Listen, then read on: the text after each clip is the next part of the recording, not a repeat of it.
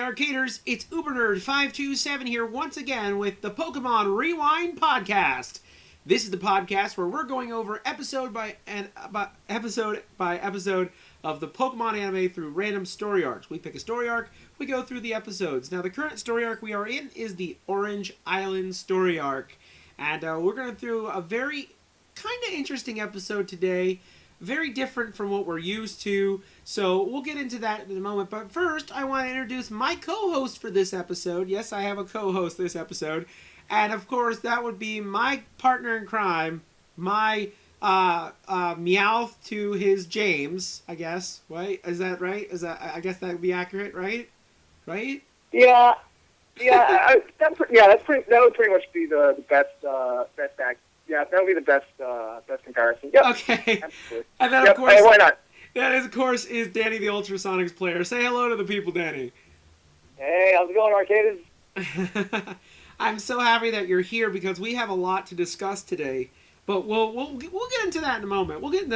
Before we do, I want to first thank the Winston and Azarel for joining me for that special podcast that we put earlier in the week about Pokémon Tournament. It was a great talk about it. I really enjoyed it. I hope that you, the listeners, also enjoyed this because I might do this more often where I actually throw in video game reviews for Pokemon.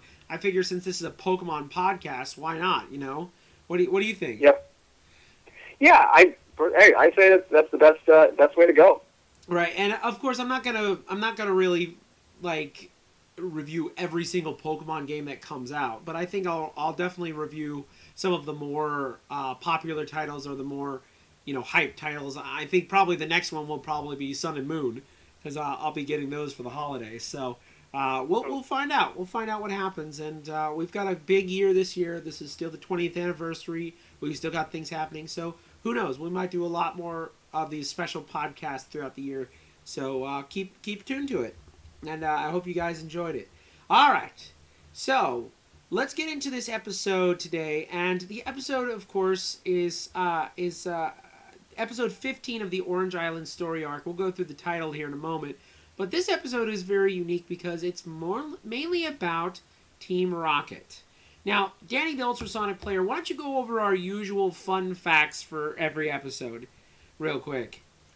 All right. Yeah. So with this episode, well, before we really get into the nitty gritty, some little fun facts about this episode are that for one thing, you have basically Professor Oak's Clefairy, and specifically, or as it's called, Professor Oak's Pokemon lecture, Clefairy.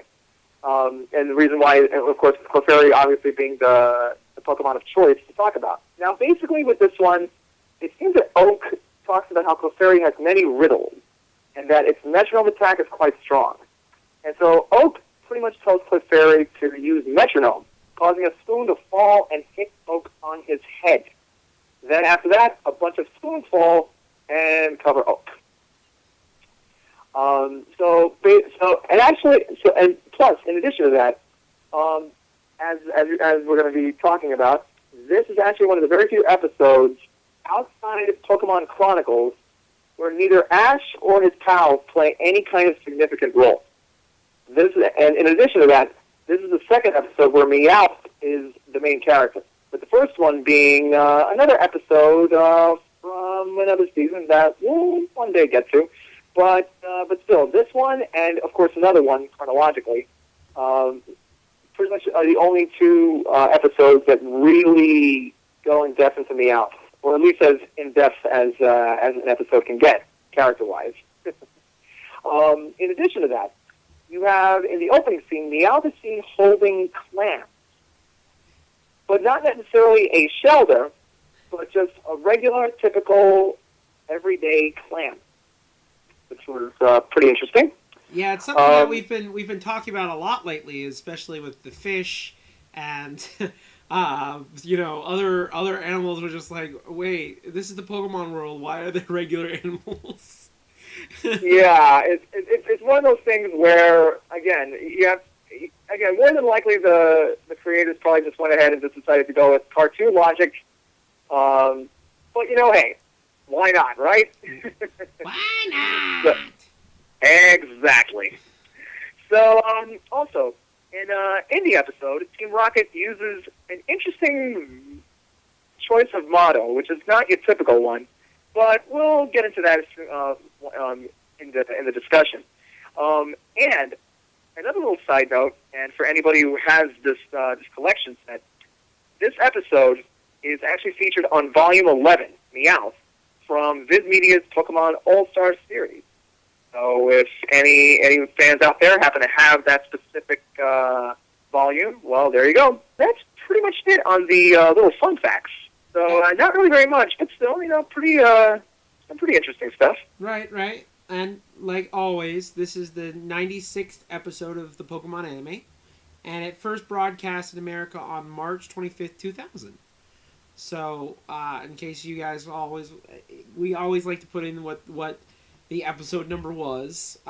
We do count the quote unquote banned episodes, but we're not actually going to go over them. We're just going to skip them, but we do count them in the episode count. So we're getting very close to the 100th episode of the Pokemon anime. So we've got 4 more episodes to go.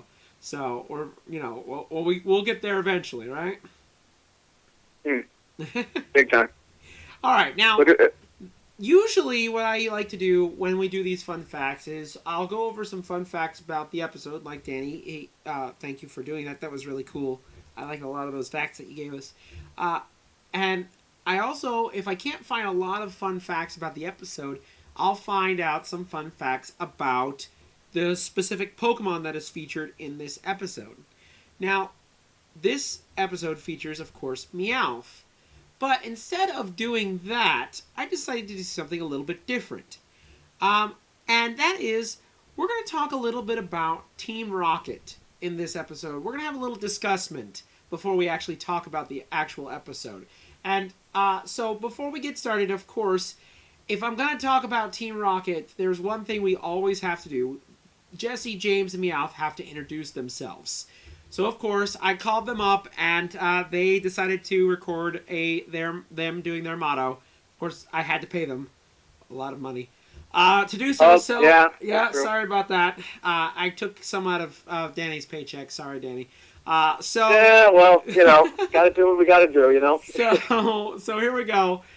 Jesse, James, Meowth, take it away. Prepare for trouble! Make it double! To protect the world from devastation. To unite all peoples within our nation. To denounce the evils of truth and love. To extend our reach to the stars above. Jesse! James! Team Rocket, blast off at the speed of light! Surrender now or prepare to fight! Meow, that's right! So let's talk a little bit about Team Rocket, specifically Jesse, James, Meowth. Now, we've talked about Team Rocket previously as probably one of our favorite evil organizations. I think, as a whole, most people who've played the games from the beginning enjoyed Team Rocket. So I'm not talking about Team Rocket as the organization. I am talking about Team Rocket as Jesse, James, and Meowth. So anytime I say Team Rocket, that's who I'm talking about. Jesse, James, and Meowth. Okay? So my question is, why do you think that Team Rocket is so popular? Why do people like Team Rocket? They're bumbling buffoons, really. They can't ever catch Pikachu. They mess up a whole lot. So why do people enjoy these characters? Why do people go out of their way? Why do I see so many people dressed up as Jesse, James, and even Meowth, as strange as that may sound? Why do people go out of their way to do this? So, Danny, why don't you go first? Why do you think this? Well, I think it's just the whole idea of them pretty much being sort of like the villains that you already know are very much ineffectual, but it's just their personalities and just the way they're able to chew up the scenery whenever they show up. I think that seems to be what attracts fans to them. Even though, despite the fact that if they actually ended up screwing up all their plans as badly as they do, realistically they would have been kicked off Team Rocket a long time ago. But again, because it's cartoon logic, or at least, or rather, I should say, cartoon logic gets injected in there. It's kind of one of those things where you kind of have to suspend your disbelief.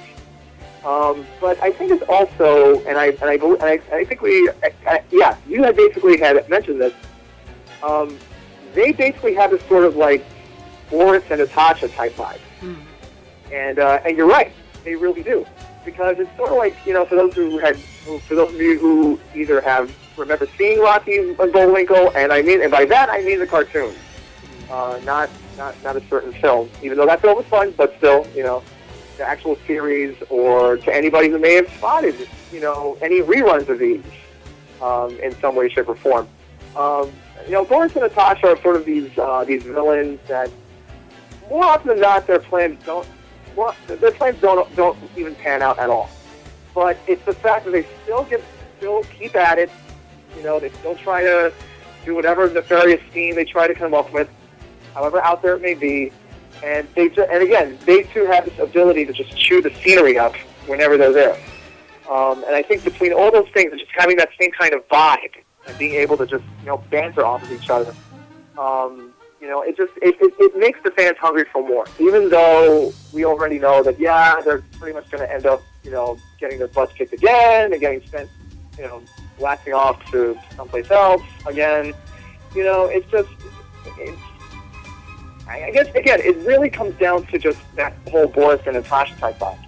I mean, that's probably the best way to describe it, because I can't really think of any other type of I can't really think of any other comparison or villain-wise comparison that you could make it. I mean, maybe no, because you can't even. What about the Beagle Boys? Boys? Go ahead. What about the Beagle Boys? Oh yeah, those guys too. Yeah, I didn't think of them. Yeah. Yeah. Even the Beagle Boys tend to also fit that mold as well. And aside from them, let's see, Beagle Boys, and that's pretty much it. I can't. Aside from Beagle Boys and Boris and Natasha, there aren't any duos or villainous groups that seem to have that kind of what's the word? Syncopation, or that kind of like just.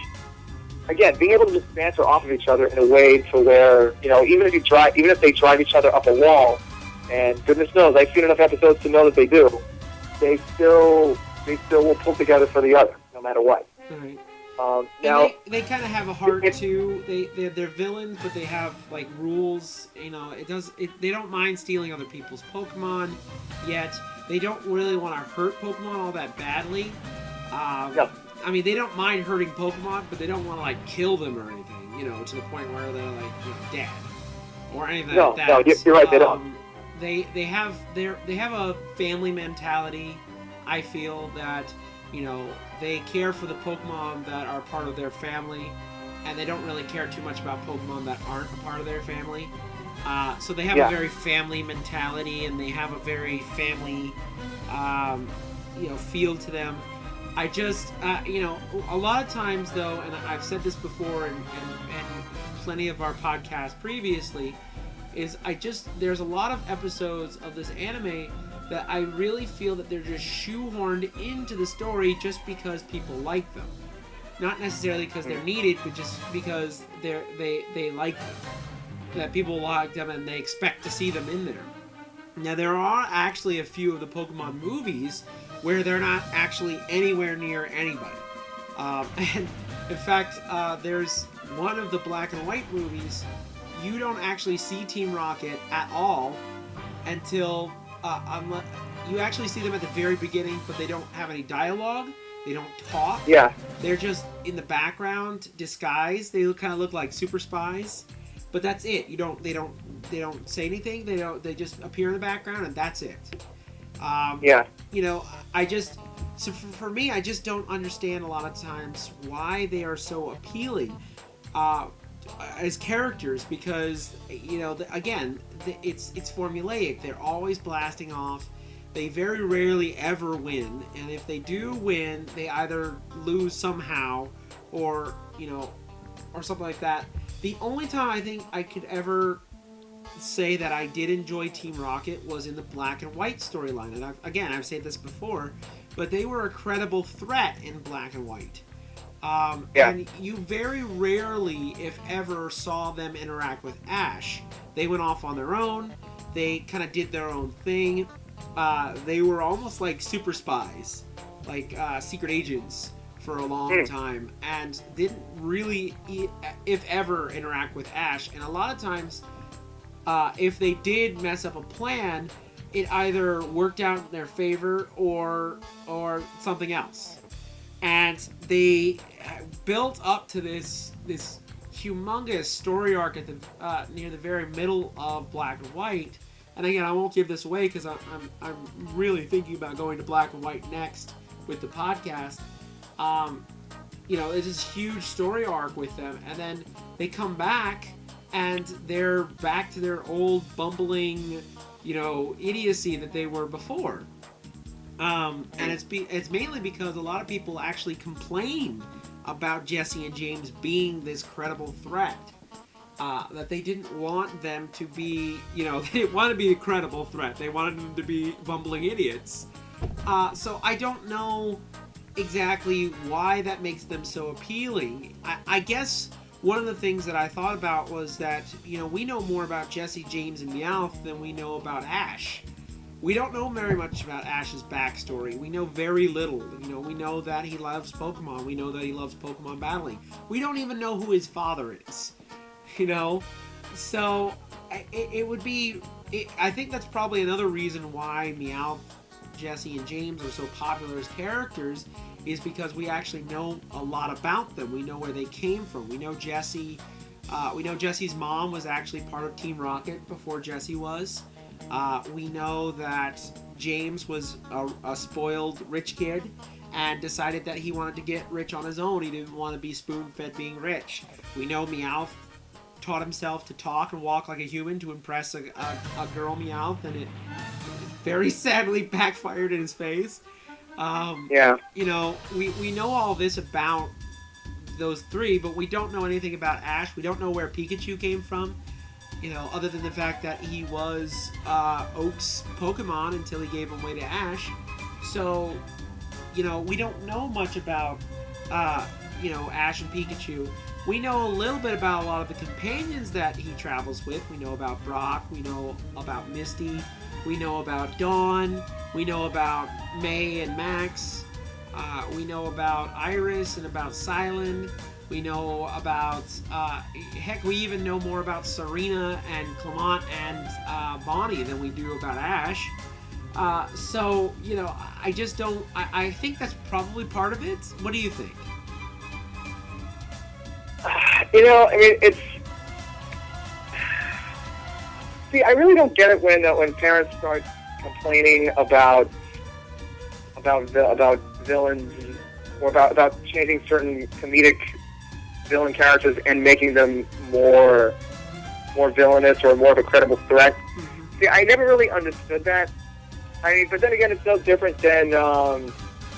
Again, on the one hand, it's no different than what happened in Power Rangers, specifically Season 2, when Lord Zed gets introduced.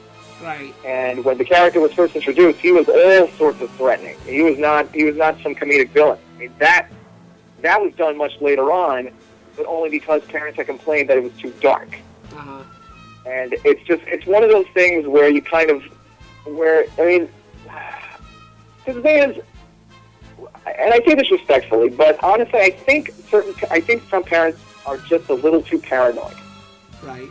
They really are, because, as long as they're being responsible in their storytelling, they can it's not really going to be that bad in terms of making your characters and making them, three-dimensional and giving them more depth than what you normally would expect them to have. Right. Well, that was one of the problems that they talked about in the special features for Clone Wars. Is they didn't want the bad guys in Clone Wars to lose too much, because that they would lose their credibility as villains. If General Grievous lost all the time, how threatening would General Grievous be? If Dooku lost all the time, how credible of a villain would Dooku be? So there were episodes where the villains actually had to win.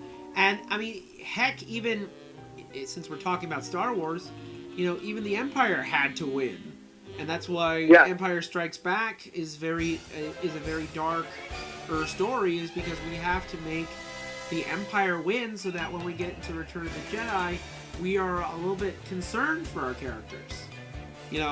And I just don't know. So I think that was a pretty good discussion. What do you think? Yeah, that was pretty cool. I mean, again, and going back to what you said, it's a matter of balance, right? With a lot of these characters, right? And as long as you do that, you can pretty much do whatever you want, as long as you don't, go overboard too much. But again, I mean, I have not seen X and Y yet, but believe you me, and again, based on everything you told me, I really want to check that series out. I know that there's a theory going around on the internet that X and Y is going to be Ash Ketchum's last hurrah. It's going to be his last hurrah as the main character, and they're going to move on to a new main character. Whether that's true or not, again, I don't know. Because again, this is from the internet, so you got to take it with a grain of salt. Okay? Oh yeah. And the facts that they're throwing out is that Ash actually has a love interest who actually reciprocates the love for the first time ever. Not that he hasn't had love interest in the past. It's just that this is actually the first time he's actually reciprocated those feelings. Which is a big college word for he's showing those emotions back. We actually have, they've introduced another character who's younger than Ash and who kind of follows in Ash's footsteps, from what I'm told. Now, again, I'm not sure if this is actually true. And also in X and Y, from what I've seen from some of the feature episodes, they're actually making Ash very smart battle-wise. He's become almost he's almost become a very credible strategist as opposed to Pokemon battles. Talking about Pokemon battles, he is a very skilled strategist. So I don't know what they're gearing up to do. Are they going to do a Digimon or a Power Rangers where they change the main characters up for the first time in a long time? I don't know. We shall see. What do you think? Yeah, see, with that kind of thing, you have to be very, very careful. Oh, yeah, definitely. I agree.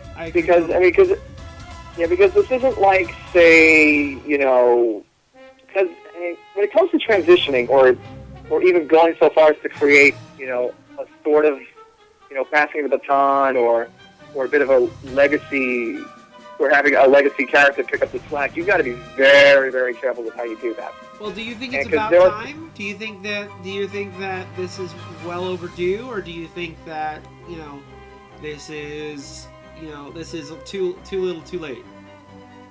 If we do this. To be honest, I'm kind of of two minds on the whole thing. Because on the one hand, yeah, it would definitely shake things up a lot, and I've always felt that if you were to tell, and I know that other fans have talked about this, because I've seen other fans' comments, is that if you were to do like a final adventure for Ash, you know that the producers and everybody working on that show, if they knew that they were working towards an actual ending, we can all pretty much guarantee that they're going to pull out all the stops. Right. No. That they would pretty much do. They would say, okay, if this is it, then let's go out with a bang. I mean, they would pretty much do what probably the best final seasons of any show, animated or live action, have done. I don't think this is the final season of Pokemon. Period. No. This is just they may be trying to pass the baton over to a new character. So I don't know. We're getting way out of the weeds from our Team Rocket discussion, though. So that's a good discussion for another time, though. I do agree that we should definitely talk about that a little bit later on. But let's get into this episode, because I know you guys have probably been waiting for it. So, just to remind everyone, this is the 15th episode of the Orange Island story arc, and this episode is called Meowth Rules! So, of course, we've got an episode called Meowth Rules, so of course we're going to be talking about Meowth. All right, are you ready, Danny the Ultrasonic Player? Yes. All right, here we go. So, we start off with something a little bit different. Like I said, this episode's a little different than most, so we're going to start off different. So, instead of following our heroes on Lapras, we actually enter with Team Rocket. And they're kind of fixing their Magikarp sub. Jesse and James are kind of working on some of the mechanisms that are on the top of Magikarp there. And as they're doing this, they kind of beach the sub on like some rocks that are kind of hidden, so they can't be found or spotted, I guess. Which in a way, it's kind of smart. I give credit to Team Rocket because they don't, do very often. So I give credit to them. So James starts complaining about failing all the time. He's kind of tired of it. He's kind of tired of being blasted off by Pikachu. He's kind of tired of all this. And then, of course, Jesse bonks him on the head and says, "No, you gotta be positive about this stuff. See, you gotta be positive." And while they're doing this, Meowth is singing a little happy tune, and he's so happy. And then he starts eating these clams, regular clams, which we talked about earlier. And he's so happy right now. And then, of course, Jesse's like, "Well, that's what I had in mind, but I think he's taking it a little too far." So anyways, James tries to get, James comes down and says, "Hey, if you knew Payday, we wouldn't be in this position where we're dirt poor." And Meowth tells James, "I would love to learn Payday, but unfortunately, I used all my move slots so that I could learn how to talk." Which is absolutely hilarious if you really think about it. And also very, very per game. He's used all his move slots. He only has enough room for one move. And that's Fury Swipes. That's all he's got. Yep. Oh, man. So I thought that was a kind of a cool little thing about, Meowth used all his points, all whatever he has, so that way he could be more intelligent, so that way he can walk and talk like a human. It makes sense.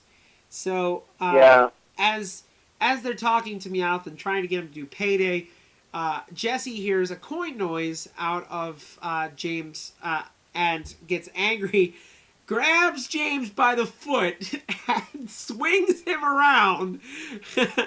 Which, by the way, I did not know Jesse was actually that strong.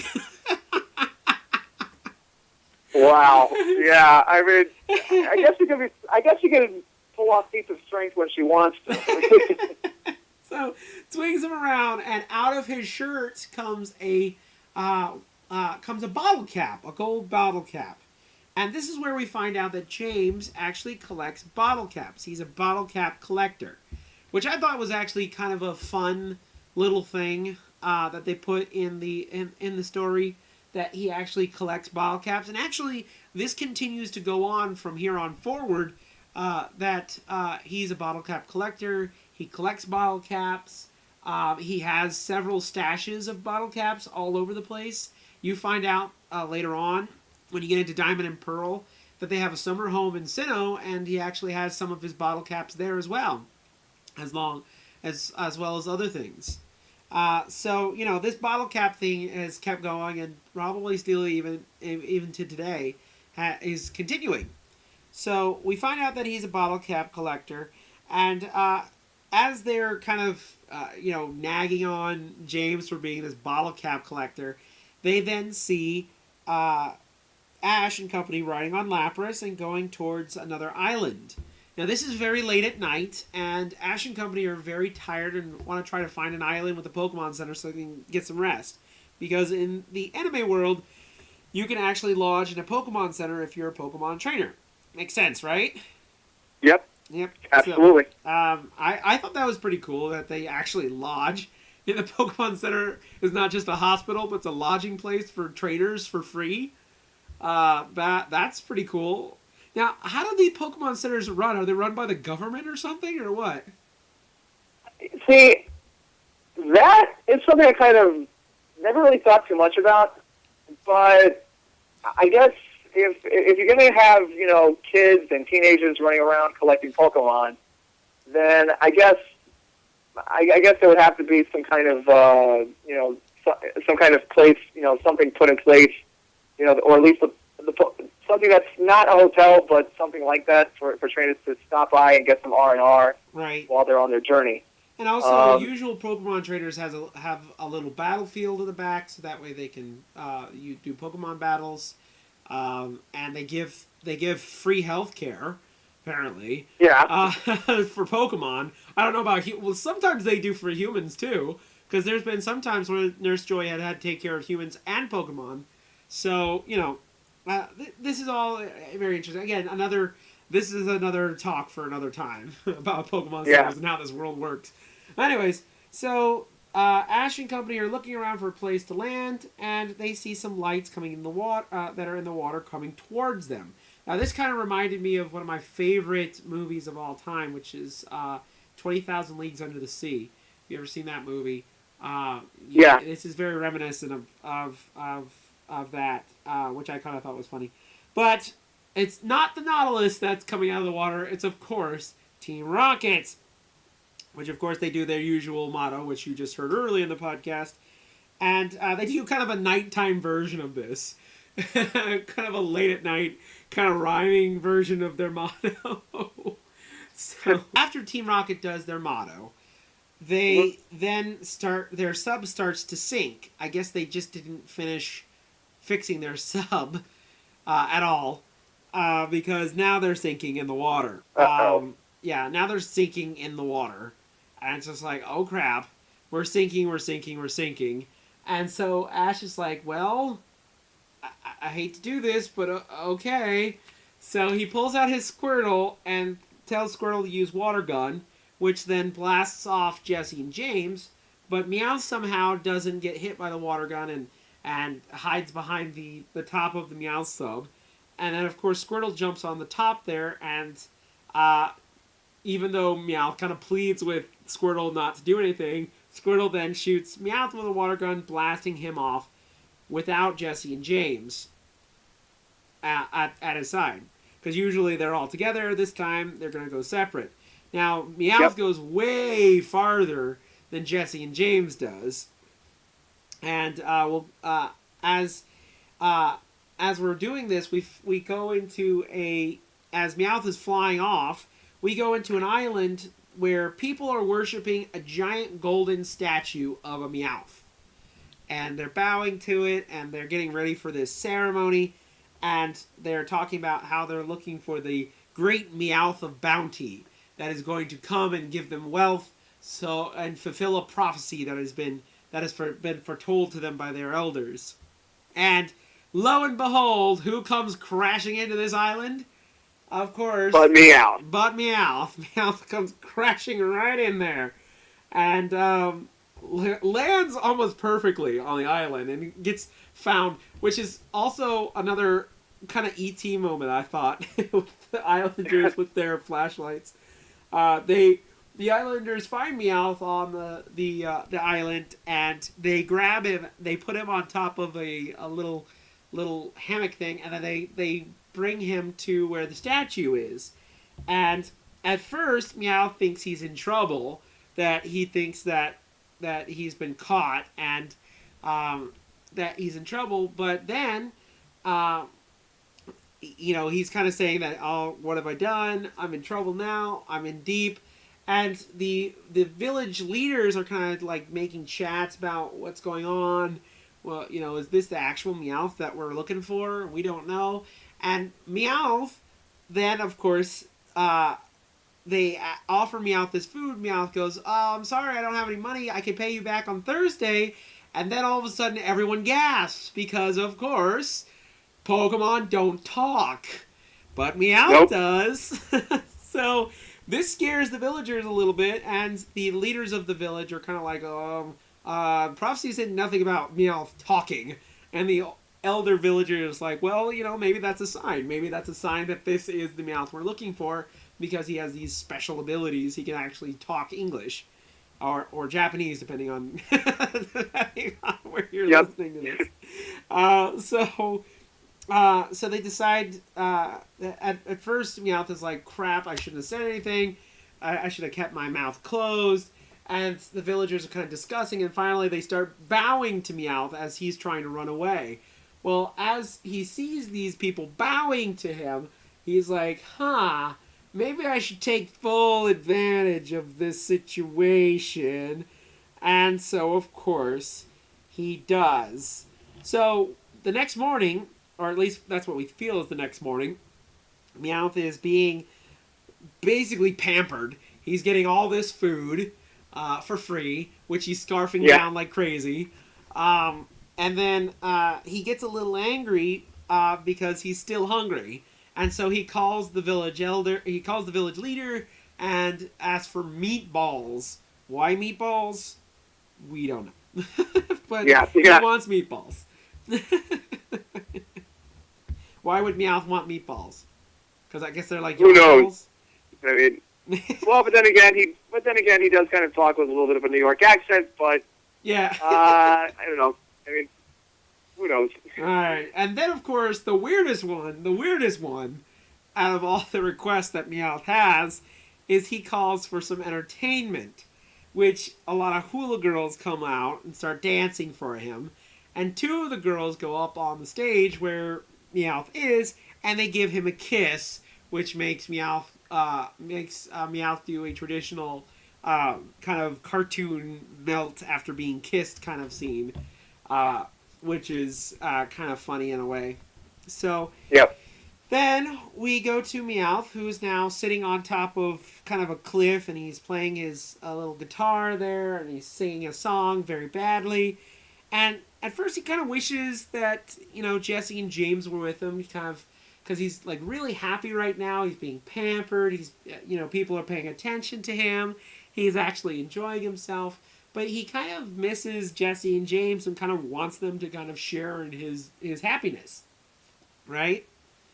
Yep. So he kind of wishes this, and as he's kind of wondering where they are and what they're doing right now, he then spots, of course, Ash and Misty and Tracy, and they're riding on Lapras towards the island. And when he sees this, he goes into a panic because he believes that Ash and them are going to kind of rat him out, if you will, about him being not a Meowth of Bounty, but a Meowth of Team Rocket. Which, I mean, they are in an island right now. Do they even know who Team Rocket is? Would it matter? I don't know. They're... Yeah, but I think in Meowth's panicked mind, he didn't want to take any chances. Right, I guess that's true. So, the Islanders then spot Ash and company, and they kind of are wondering if they should let these foreigners go onto their soil. And Meowth comes in with this little... costume on, and I guess this is a traditional Japanese like priest outfit or something along those lines, and he says you gotta ward them off because they're gonna bring bad luck, and if you let them on the island, bad things are gonna happen. And the elder and the village leader are kind of like, well, should we listen to him? And the village elder's like, yeah, listen to him, get these kids off this island.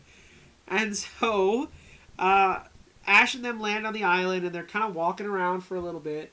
Ash kind of wonders if there's any rare Pokemon to catch here. And then all of a sudden, out of nowhere, that golden Meowth that was standing behind Meowth we find out is actually a giant mech. It's a giant robot that the Islanders have made. And so this giant robot chases Ash and them off. Now, Ash tries to fight this giant gold Meowth, but Pikachu's thunder attacks won't work. And so, of course, they start running away from Meowth, and they dive off a cliff into the water so they don't get run over by this giant golden statue. And they kind of just stare at this thing going, what just happened? Yeah. I mean, for the most part, that's generally what they say. It's like, what just happened to us? Something just happened, and it was really weird. Yep. So, of course, then we go back to where Meowth is, and he's sitting on his throne, and he's telling everyone that they did a good job of letting these kids go, that they were bad luck, and they didn't need to be there. And then the golden Meowth comes back, but this time with Jesse and James and its paws. And now the villagers say, well, you told us about these kids being bad luck. Well, what about these two guys? And at first, Jesse and James were like, hey, Meowth, what are you doing here? And they just trying to call Meowth, and Meowth is kind of struggling with what he should do. And finally, he's like, I don't know these people. I have no idea who they are. They're probably bad luck too. Throw them off the island. And of course, Jesse and James are all like, what? What do you do? What are you saying to these people? Why is this happening? And then the giant Meowth throws them off the island. But this does not deter Team Rocket, because Jesse and James sneak back onto the island. Now, how they sneak back onto the island, we have no idea. They do, though. Apparently, they grab a bush and do the traditional cartoony thing where they go inside a bush and then they run around as a bush. And nobody can tell that they are just two people in a bush. Which sounds like a very, very wrong joke. Okay, so anyway. Anyways, so after throwing off Meowth throws off Jesse and James, they sneak back onto the island. And Meowth is told by the village leader that they need to start the ceremony for their festival, and that he needs to use Payday so that they could get money. And Meowth, at first, is like, oh crap, I can't use Payday. Why don't you start the ceremony without me? Bye. And tries to run off, but of course, the giant mech grabs Meowth, and the giant Meowth mech, I like that. The giant golden Meowth mech. It sounds like something out of a Power Rangers thing. Giant golden Meowth mech. So the giant golden Meowth mech grabs Meowth and then proceeds to not only just shake Meowth like a yo-yo, but throw him around so that way he'll spray coins using Payday. And this whole time, Meowth is still not giving up the fact that he doesn't know, but after a while, he's just like, I can't use Payday. And the villagers are shocked by this because, of course, their Meowth of Bounty has to use Payday to give them coins. And so the village elder's like, well, of course he can use Payday. He's the Meowth of Bounty. He just needs some battle experience. So they decide to give Meowth some battle experience. So the giant golden mech Meowth drags Meowth to the stadium where he's going to get some experience. Now, Jesse and James are on looking on this, and they're like, what's going on? So they follow to the stadium. Now, I don't know how, but somehow Jesse and James got costumes that look very much like they're some of the villagers. I don't know how they did it, but they did it. It happened. And so they get into the stadium, and so Meowth is put in the middle of the stadium, and they call out the first Pokemon to give Meowth some battle experience. And, of course, who's the first Pokemon that they call out? But Nidoking. They call out Nidoking. Oh, yeah. And Meowth is in a panic now because he has this big honking Pokemon going after him. And it chases him around the stadium. And at one point, Meowth falls down out of exhaustion. And I love that the Nidoking just stops and kind of just like pokes him to see if he's going to move.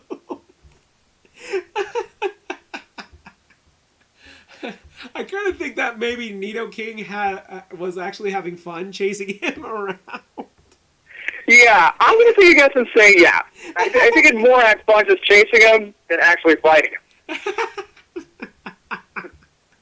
And then, of course, since Nidoking doesn't work, then they call out, of course, an Onix. And the Onix grabs Meowth and starts, like, binding him and, like squeezing the guts out of, well, not literally the guts, but squeezing Meowth to the point where he's almost spent. Now, Jesse and James are looking at this in horror, and at first they're not going to do anything, but then after a while they kind of just decide, you know what, he's our friend, even though he's been a complete jerk to us, we're going to help him out.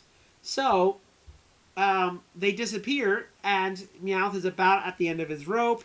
He's almost about to faint, and all of a sudden, out of nowhere, comes a coin, which hits Onyx on the face and then falls down. And then after that coin, a bunch of other coins start coming out of nowhere and landing on the floor. Now, this makes the villagers believe that Meowth has finally earned payday, and that they're finally getting all the coins that they need. Well, then we go into, I guess, the dugout area. I guess that's what it is. I don't know. What do you think it is? Yeah. Is it dugout area? I don't know. Anyways. It looks like a dugout area, but I can't really tell. I'm going to say dugout area. Okay, that's fine. I'll say dugout area right for now, for the moment. Right. Dugout area. So they're in this dugout area, and they're actually... Jesse had actually somehow gotten a lot of change. Apparently there's a coin machine near the stadium. And she's throwing all the coins. Well, she's down to her last couple of coins and asks James to throw something. And James grabs some of his bottle caps that he'd been saving, and he actually throws the coins out. Now, James and Jesse... James says to Jesse, well, aren't we going to get Meowth? And Jesse's like, nah, he's happy here. We should just leave him alone. And so they decide to run off without him. So Meowth is back in front of the villagers, and they're very happy with the coins that they got because they think that Meowth is their payday. And they pour the coins in a bowl right in front of Meowth. And Meowth sees one golden coin that he runs down and sees that it's a bottle cap. Which means that, of course, he puts two and two together and now knows that Jesse and James were the ones who bailed him out of this jam and were the ones who helped him out. And so he decides to go back after Jesse and James. And now the villagers are running after him. And Jesse and James see Meowth running towards them, and so they hide. And Meowth comes out trying to look for him and can't find them. And this kind of makes this very heartfelt speech about how even though that they've screwed up a lot, they're his friends, and you know he loves them very much, and he doesn't feel happy without them. And of course, Jesse and James come out of nowhere and start doing the sappiest version, the sappiest version of their Team Rocket motto. And so. Of course, they kind of forgive Meowth in a way. They say that, of course we're mad with you, but you're a friend, so, come on, let's go fail at catching Pikachu again. And big time. Meowth is really happy about it, and the villagers are trying to get him to come back, and of course, Meowth gets into the sub, and they swim away, and we think that's the end, but of course it's not. It has this episode kind of has like two secret endings, almost like a Marvel movie. The first one we get is Ash and company who are on Lapras, and Ash is just kind of wondering what the heck happened. What happened to us on that island? That was really strange. And Misty comes up with a theory that's kind of out there about about the island being people who just love cats, and since they saw Pikachu, they had to chase him because Pikachu being an electric mouse. Yeah. And then Tracy is the one who actually comes up with the actual what happened, and everyone else is like, that'll never happen. Yep. And then we think that's the Little end. do they know. Little do they know. And then we think that's the end, but oh no, that's not the end. Then we get Jesse, James, and Meowth. They're on their sub, and they're kind of fishing, I guess, for fish? Regular fish? Not Pokemon fish? I don't know. But anyways, so they're fishing, and Jesse says something to the effect of, if you did use payday, this would be a lot easier. We wouldn't have to worry about scrounging around for food. And you know what? Those villagers, they probably weren't pretty stupid. You know what? You probably do need some battle experience. And so Jesse calls Arbok, and James calls Wheezing, and they of course try to attack me out to try to get him to learn payday. And that is the end of the episode. All right. So, let's get into our pros and our cons for this episode, okay? Do you want All to right. go first, or do you want me to go first? Yeah, I'll go first. Okay, go ahead. Let's All start right, with well- just the pros. Just the pros. Pros. Okay, well, for the pros, I like the fact that this episode actually focused this time more on different characters and not necessarily, Ash and his friends, but this time on Team Rocket. Right. Because so far up to this point, we don't really get that much, much of a focus on Team Rocket up to this point in time. I mean, the closest you get to it is just a few little flashbacks, and especially in regards to James' own childhood, and even Meowth's, to some extent, for those who have seen the Indigo season. But for everybody else, this is pretty much one of those two episodes that puts more focus on our heroes, and again, this time on Meowth in a different way. And I have to admit, because I remember reading up on when I was playing Pokemon Yellow, and I found out that Meowth actually had the ability to use Payday, and I always wondered, wait a minute, if the Meowth, and again, this is how ignorant I was, because again, I grew up on the TV show. I actually saw the TV show before I actually bought my first game. So when I saw that, I'm like, wait a second. If a Meowth is supposed to know Payday, then why in the world doesn't Team Rocket's Meowth know Payday? I mean, goodness knows, it would definitely save them on having to go to their boss all the time for cash. Right.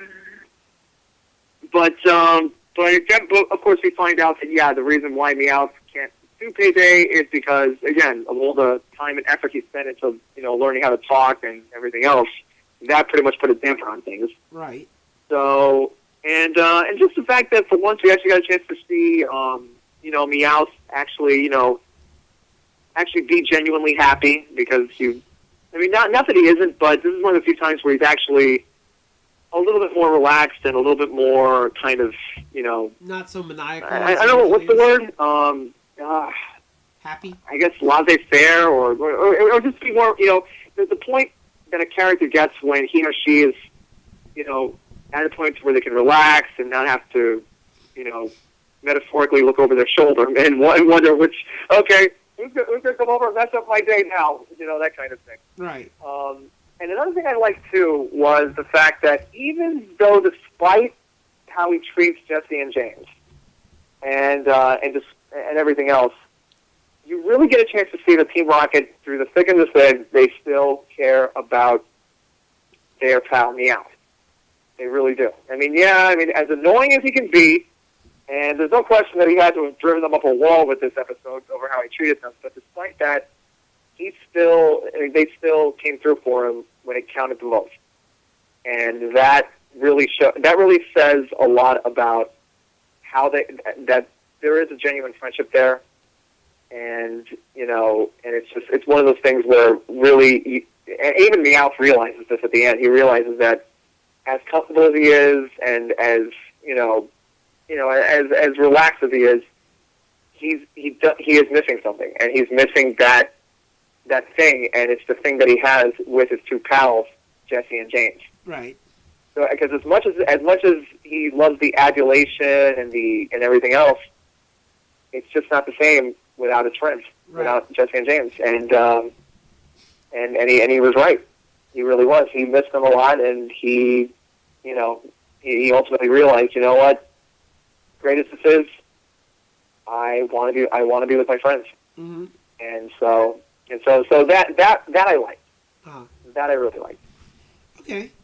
About my pros, I kind of like that this episode was very short, sweet, and to the point.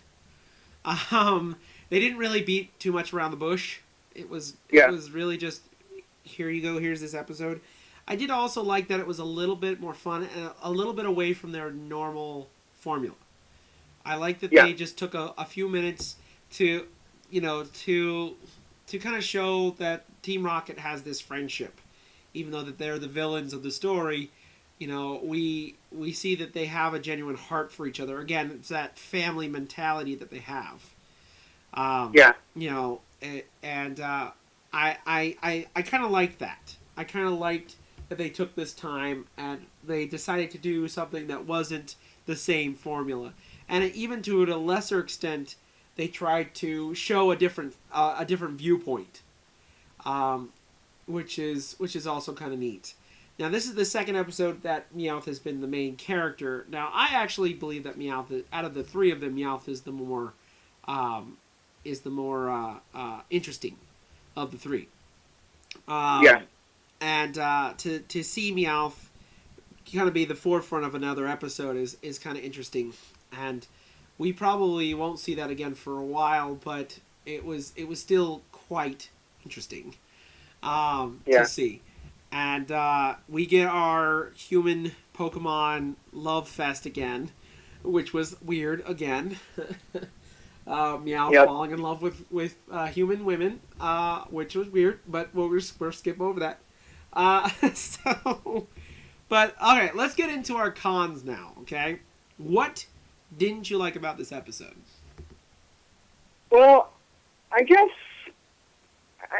it was really just the kind of, to me, the episode.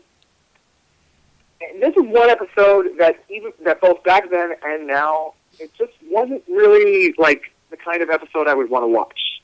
Okay. It just, I mean, granted, on the one hand, I like the fact that it did something different. Put a focus on a character we don't really see much of in terms of them getting the main spotlight.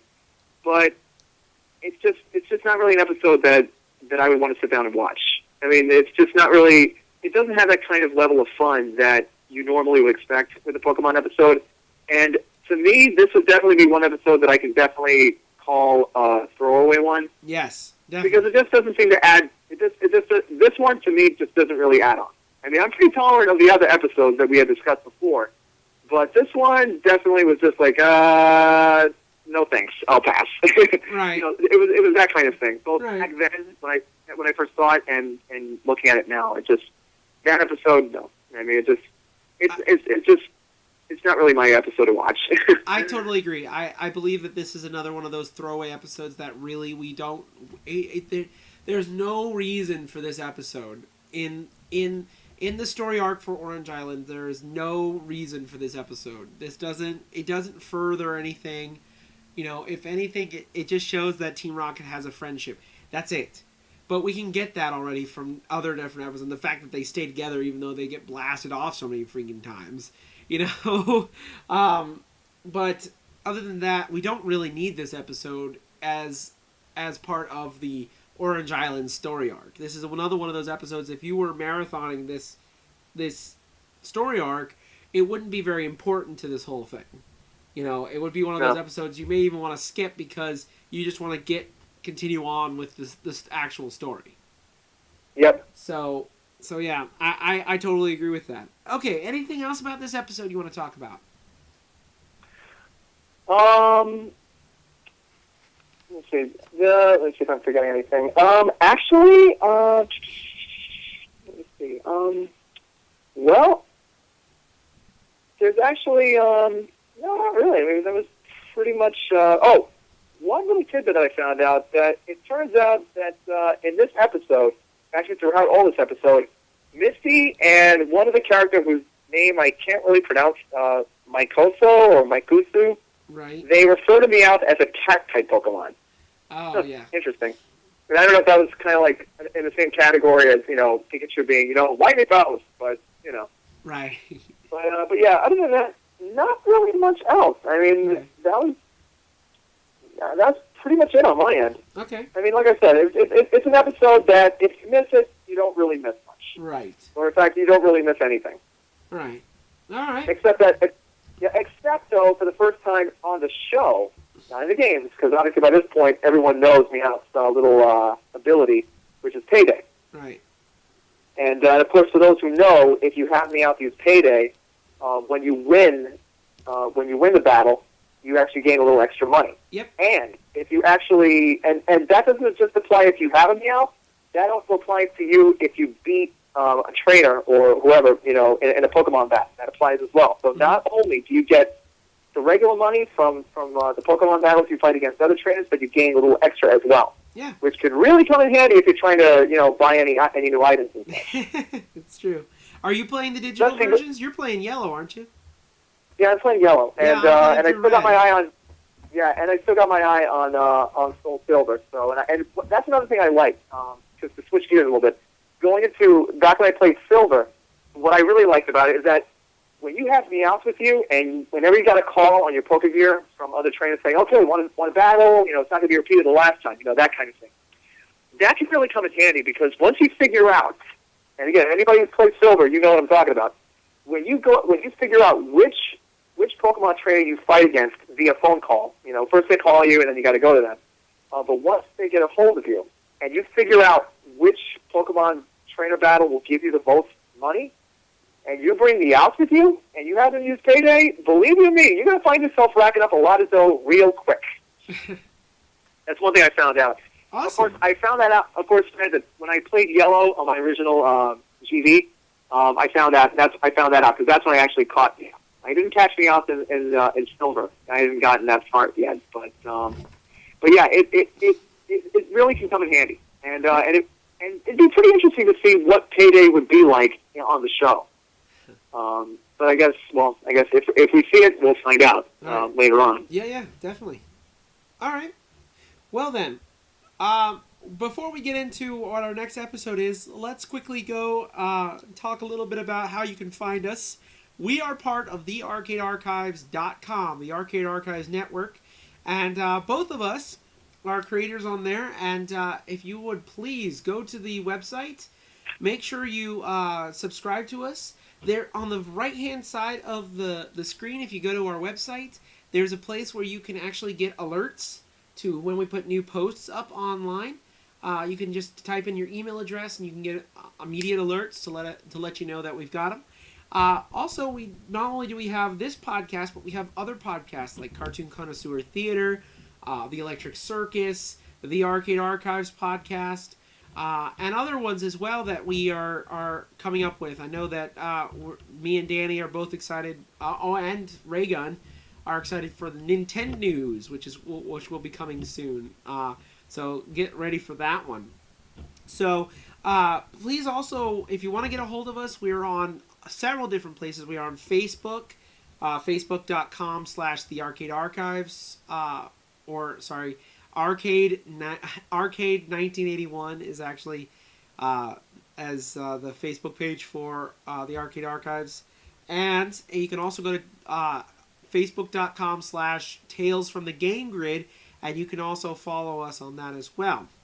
You can also follow us on Twitter at Arcade A Network, or you can follow me personally at TalesFT Game Grid, at TalesFT Game Grid. And of course, you could also follow us on Instagram. The Arcade Archives Network is where you can follow us on Instagram. Now, Danny, what about you? All right. Well, I am on fanfiction. In addition to being on the Arcade Archives and contributing some cool articles, I also write stories on fanfiction.net under the pen name Ultrasonic. I'm also on Instagram under the pen name Ultrasonic9, so you can follow me on any of those two cool sites. Or excuse me, you can follow me on those two ways. And yeah, so of course you can follow, like I said, you can follow on Instagram. So yeah, check those places out. Yeah, definitely. And we're coming up with new stuff all the time. And you know what? We want to hear from you too.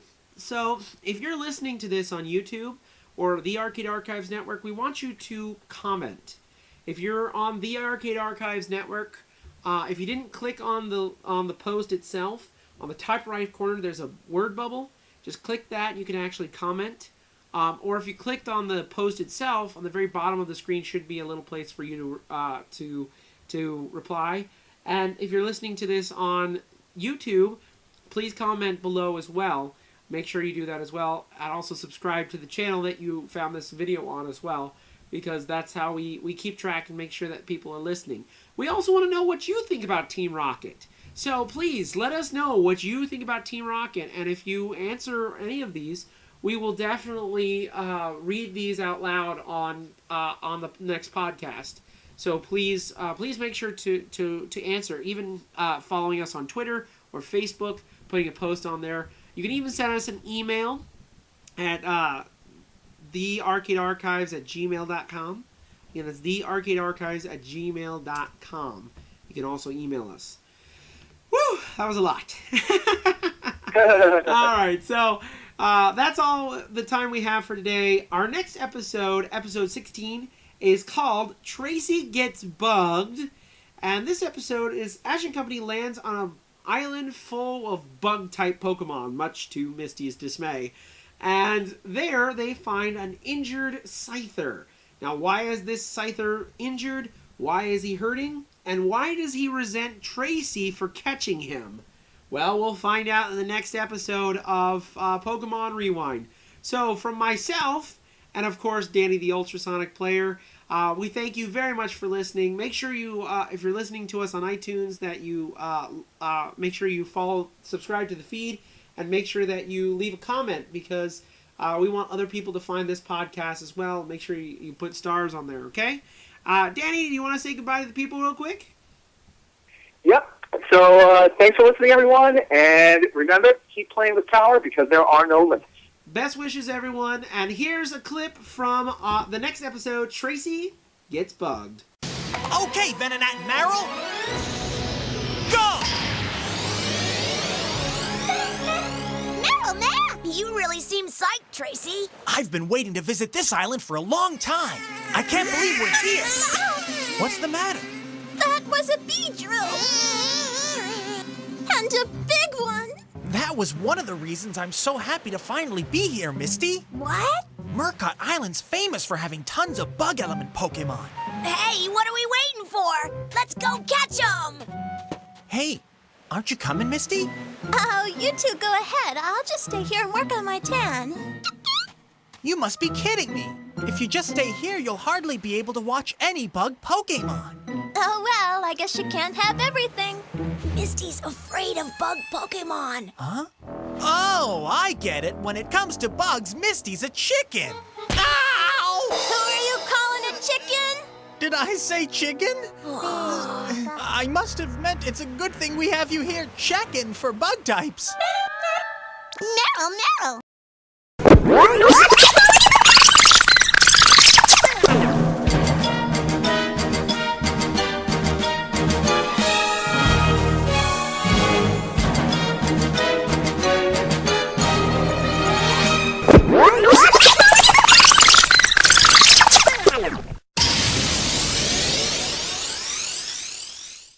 Thank you for joining us for this Arcade Archives Network video. If you like this, please make sure to subscribe to this channel and leave comments below. If you would like more, please go to thearcadearchives.com or zowie.kerpowie.com. Thank you so much once again for joining us for this Arcade Archives Network video, and don't forget to keep playing like it's 1981.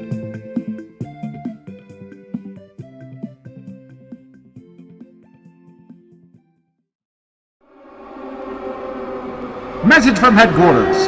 This is a Rebellion production and is part of the Arcade Archives Network. That is all.